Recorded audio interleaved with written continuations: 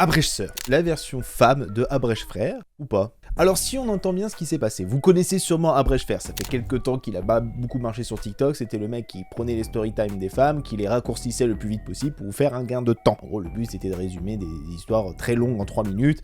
en 1 seconde et demie. C'était le principe de son concept. Mais il y a eu pas mal de problèmes et de dramas autour de lui, notamment quand il a eu le drama avec Chloé Gervais, qui disait que c'était un misogyne, que sa communauté était comme ça, et que du coup ça n'arrangeait pas la cause féminine, la cause féministe. Et là on s'est posé la question, où était la limite du concept? Parce que effectivement, si on regardait les vidéos d'Abrèche-Frère, on savait qu'à l'époque il abrégeait quand même beaucoup de storytime féminin, et c'est là où Abrèche-Sœur a décidé de devenir. Où elle se dit qu'elle ne reprend pas le concept même de ce que fait Abrèche-Frère, parce que c'était déjà un concept qui existait déjà par le passé d'une américaine, et elle a décidé de prendre des vidéos de mecs sur les réseaux, notamment on a pu voir qu'elle a fait In the Panda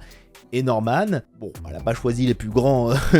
youtubeurs, elle a pas choisi les plus grands créateurs actuellement qui ont des trucs à se reprocher peut-être. Non, parce qu'avec elle, tu dis Abrèche-Frère a eu une explosion qui a été assez conséquente. Tu te dis en quelques mois, le mec est devenu, je crois qu'il a eu le million d'abonnés en quelques mois, et que elle, bon, tu te dis, ok, bon, elle est là, elle présente ce concept-là, est-ce que ça marche vraiment pour elle? 150 000 abonnés en quelques temps, je trouve que c'est déjà pas mal, mais il y en a plein qui se disent, non, allez, TikTok est en train de la brider, les gens ils sont là parce que, forcément, la communauté Abrèche-Frère, ils sont en train de dire, de toute façon, t'es qu'une femme, t'as peur à ouvrir ta bouche, bon, apparemment, communauté assez intelligente ou misogyne, comme on dit, mais la question qu'on se pose, c'est que, est-ce qu'elle a volé le concept ou est-ce l'est juste approprié pour essayer de, comme elle le dit, créer un havre de bienveillance, de respect, de féminisme, pour mettre aussi que la parole des hommes qui font aussi des storytime, ça existe,